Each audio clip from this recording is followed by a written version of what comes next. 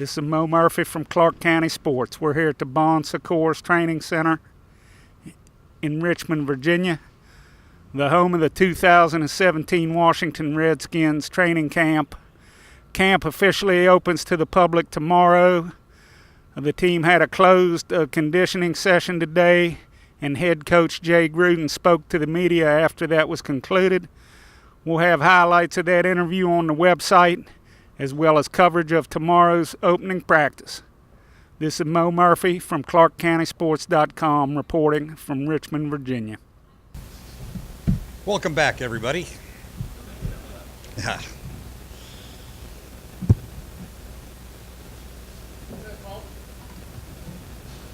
Paul Woody, Richmond Times-Dispatch. Coach, a lot of ways for players to make the team. When you're looking at a young guy who might be on the bubble, what do you want to see from him on the field, and how do you want him to comport himself off the field? Yeah, obviously starts off the field with how attentive he is in meetings and how much he learns, and then translating what he learns, how he prepares on the field, and taking advantage of the opportunities and making sure he knows what to do, and then performing at a very high level and competing and learning from mistakes. There's a lot to look at. Some of these young guys will get a lot of reps, some of them won't. So it's a matter of the ones that won't, taking advantage of the opportunity so they get more and more as camp progresses and then the preseason games and all that. So preparation, practice, finishing plays, and then continue to get better. What's your full pup list after all the conditioning drills and everything like that? Do you have that yet? Not yet, no. Other than D'Angelo and Houston, are you expecting other ones? Yes, probably a couple more. There'll be a couple more. No, he won't be on that list. Yeah, I think he'll be limited. He'll do some individual stuff and some walkthrough. We want to get him out there and do some individual. Him and Monte both. Neither one will be on it, but they'll be limited as far as practice and contact is concerned. Coach, a story came out yesterday about football players and CTE, particularly regarding NFL players. The news was not real good. Have you seen the report? What do you think of this whole topic? Unfortunately, I have not seen that report until just now. I just heard about it, but I know that it's an issue that the NFL is taking very seriously, and there's been a lot of advances. I know as far as how we handle concussions and preventing concussions with the rules of the game, the treatment of the concussions. So I know that we're headed in the right direction as far as treatment is concerned. As far as the articles, I didn't read it, but I am satisfied the way it's going as far as treatment and prevention of concussions with the league rules and the doctors, all the doctors that we have, and the knowledge that we have now. Given the amount of change on your coaching staff from last season to this, and position coaches as well, new players on offense, does that give you any greater sense of urgency about being efficient, getting a lot accomplished this particular training camp than in years past? Or are you doing anything differently to get everybody on board and cohesive and working together? Yeah, I think that's what the off season was for the new coaches to get acclimated to how we do things, how we practice, how we prepare, acclimated to the system in meetings with the coordinators and all that good stuff. So I feel good that all the coaches are up to speed, confident in what they can do. We had a great staff, great new additions I feel good about, and now it's just a matter of getting the most out of the players, and that's our job as coaches. This is your fourth season going into training camp here. Has your approach to it evolved? Have you found better ways of doing things as you've gone along and made changes accordingly? I think so. I think having a good understanding of the players that we have that have been in the building for a long time, and some of the new guys, I think have a pretty good understanding of, better understanding how to practice, how to work them, how to take off, maybe take extra days off here and there. But mainly it's a feel. Each year is different. Each player is different from year to year. We got a new rookie class. We got some rookie free agents. We got some free agents from other teams. So I got to take a look and see how they are acclimated to the heat and practice and all that good stuff. So I think every year is going to be different, but every year you do learn and you feel more comfortable in your approach. What do you need to do to use this to get ready to call plays in the fall? I think early on we're going to have scripted practices, and then once we get going, get our main core of plays in there, I think we'll have a lot of unscripted practices where I can call plays. So I think that's the most important thing, the unscripted practice, whether it's 2-minute, whether it's drives down the field, whether it's third downs, all that good stuff. Do a lot of unscripted work, red zone, and go from there. But I feel pretty comfortable already. Jay, what are some of the bigger things you're looking to find out about certain players or about this team or about yourself in the next couple weeks?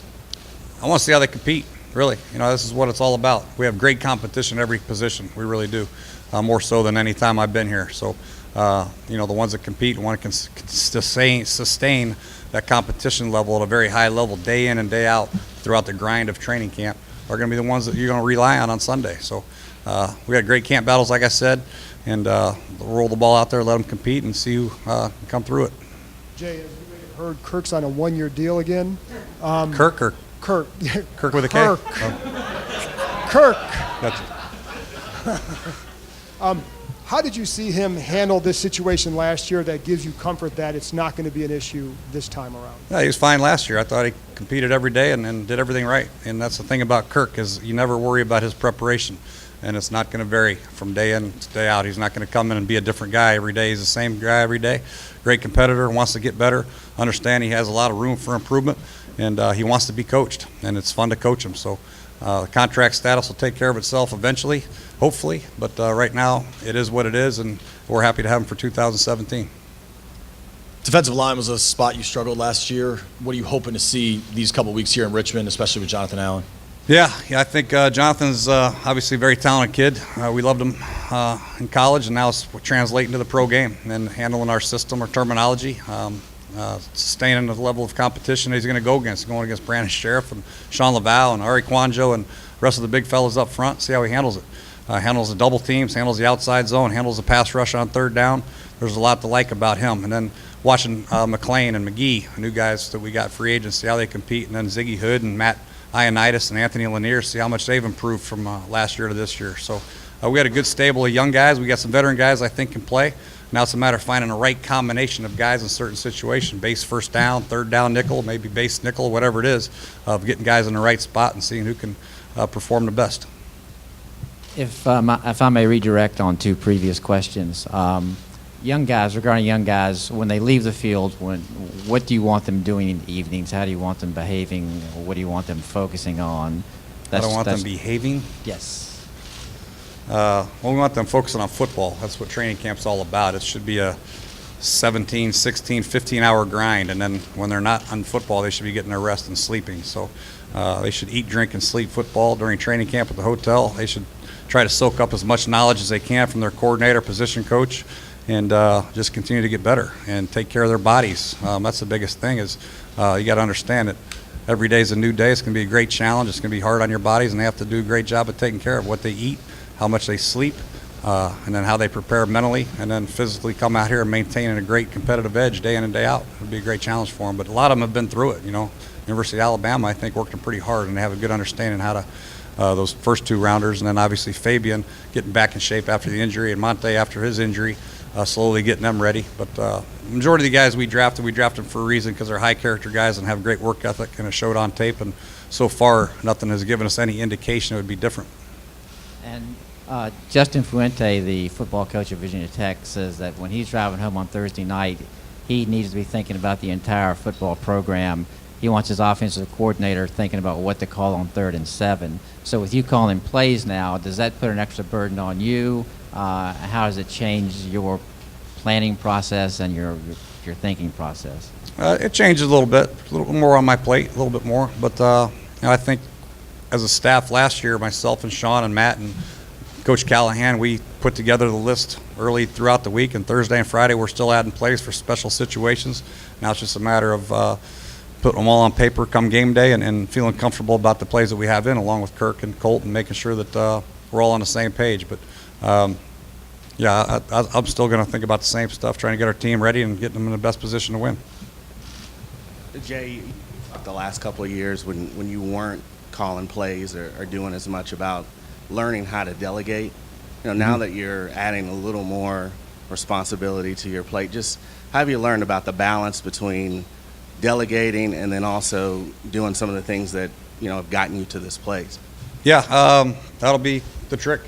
How well I handle that will be how successful I will probably be as a coordinator calling plays and as a coach. So I feel good about the staff that I have around me. Coach Manowski and Jim Tomsula and Torian Gray on the defensive side of the ball. I don't think I have to worry so much about that. Ben Kotwika, Brett Muncie, special teams. The big thing is I got to be involved in the football game and make sure I'm ready for the red flag tosses and all that good stuff. But for the most part, I have confidence in the defense and special team coaches and players, and I can really focus on the offense on game day, but also have a good general understanding what's going on defense and special teams. So, being in my 4th year, I feel confident that I can handle that.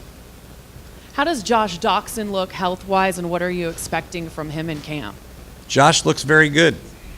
Knock on wood, he's doing a good job. It's one-day conditioning, but throughout the OTA practices and the mandatory minicamp, he was running around good and had no issues. So hopefully, it's all gone by now and we won't have any issues. But, we'll see how it goes. Junior Gillette said the other day he's the best he's felt in a long time. After having the injuries he's had the past couple of years, what do you want to see out of him in terms of just staying healthy? And are you going to limit him or ramp him up, or is he kind of now on his own to do everything? He's on his own to do everything right now. He looked good in the OTAs and mandatory camp, and he's light right now. He's in great shape. He's really looks good. He's got great energy out there. He's fired up. He's missed the last 2 years. He has a lot to prove for himself, as do a lot of guys on this roster and coaches, and I'm excited to see him play. Once we get the pads on, we'll see. I think you see an explosive athlete. I think he's got the quick twitch still. He showed that in camp, and now it's maintaining that day in and day out. But if he does need a day off, he needs to let us know, and we'll take care of him. Coach Gruden, obviously last year you had a pretty good high-octane offense. What's your initial impression from last year's offense after losing Deshaun and Pierre to this year's offense, adding in Terrell and Josh Doxson's now healthy? What's your initial impression of this year's offense? I have every reason to be excited and fired up, and there's no reason why we can't be equally as productive or more productive, and I'm expecting us to get better. That's what we have to do. We have to be better, especially in the red zone. Adding Josh Doxson's size and Terrell Pryor's size will help that, and Jordan Reed healthy will help that also. Vernon Davis a great threat at tight end also, and Chris out of the backfield, and our strong running game should be a great benefit. But I feel good, man. Anytime you can put together the same offensive line from one year to the next, same tight ends, same backs, I think that's your nucleus right there. Receivers, we got guys that can get open with Jamison, Ryan Grant, Terrell, obviously Josh, Mo Harris. I feel good about that. Chris Thompson out of the backfield. We have a lot of reasons to be excited. Now we just got to go out and perform. Coach, earlier in the off season, you said that you really wanted to see the defense play hard and be on the same page this year. Number one, did you see more of that in the off season in OTAs and mini camps, and did you feel like you didn't see enough of that last year? I think you just have to continue to push that on your defense. It's all about playing together as one on defense and playing hard and running the football. I'm not saying our guys didn't do that last year. We just have to continue to focus on that and handle situational football. Third downs, we weren't very good. That's something we have to do a much better job of, third downs and red zone on both sides of the ball, and then pursuing to the football. And I think adding DJ Swearinger at safety is going to help in that matter. I think Sua Craven's energy at safety will help in that. Obviously, Josh Norman, Breland coming back. Adding Zach Brown as a linebacker can really run will help. Some defensive linemen, Jonathan Allen, obviously. I think we have the pieces in place to be very effective. Now it's about them coming together, playing together, then always playing hard and running. Jay, with the depth that you have, do you feel that some of the injuries that you do have going into training camp, that maybe there's more patience that is allowed because of the depth that you have, whether to put guys on PUP or just let them play it out as long as they can until they're fully healthy?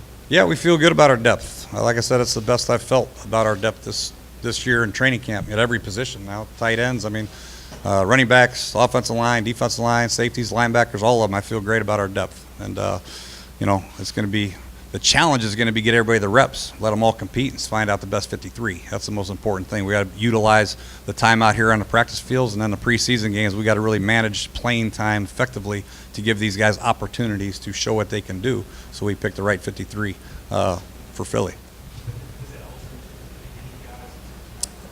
Well, I think the injured guys, the injured guys are injured guys. We're never going to change how we treat them. It's the trainer's job to tell us when they can go. I'm not going to keep a guy out of practice just because I think he might be injured. It's up to the trainers and up to that player to let me know whether they can go or not. But like you said, we do have a luxury right now having 88 or 87 healthy bodies where we can practice and function without somebody who is injured. But that's a trainer's job. Jay, you've been high on Rob Kelly throughout the offseason. What do you need to see from him now in his second year to take that so-called next step? Yeah, I think with all second-year players, I expect major improvement. I really do, and especially him because he didn't get a lot of this time of year. Last year, he was probably the fifth-string running back, and he didn't get many reps at all. And every time he did, who the heck is that guy? Number 22, he make a big play, and they just continue to get more and more reps.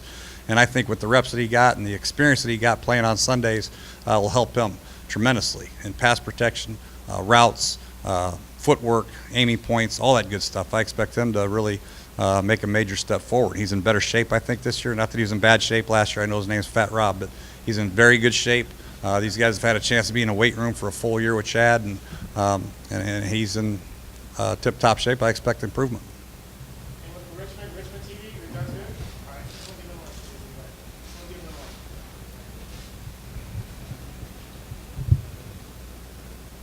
Coach, do you guys get a sense when you're on the field? I know the work is in front of you and you only have a little bit amount of time to do anything, but does the team get a sense of the appreciation that is felt by the fans and everybody here in this area because you guys come down here every year and you give people that don't get a chance to go to the games a chance to get up close and see you guys?